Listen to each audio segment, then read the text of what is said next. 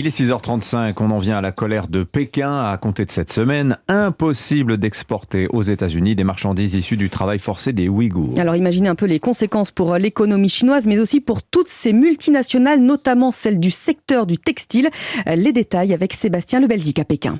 Pour être vendu aux États-Unis, il faudra désormais prouver qu'aucun produit provenant de la province chinoise du Xinjiang n'implique du travail forcé, quasiment impossible dans une zone sous haute surveillance où la Chine est accusée de crimes contre l'humanité et de génocide pour avoir enfermé et fait travailler de force des millions de musulmans ouïghours. Des sanctions radicales saluées par les ONG, mais qui provoquent de nouvelles tensions entre Pékin et Washington.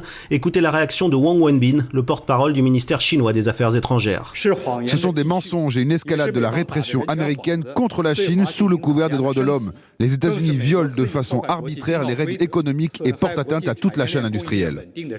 Première visée, l'industrie textile. La région produit en effet 91% du coton chinois et plus de 20% de la production mondiale. Avec des conséquences en cascade, car ce coton est ensuite transformé en Chine avant d'être exporté. Toute la chaîne du coton au textile représente 10% des exportations chinoises, soit l'an dernier 300 milliards de dollars. Les commandes ont déjà accusé le coût, en baisse de plus de 30% cette année. Pékin, Sébastien Lebelzik, Europe.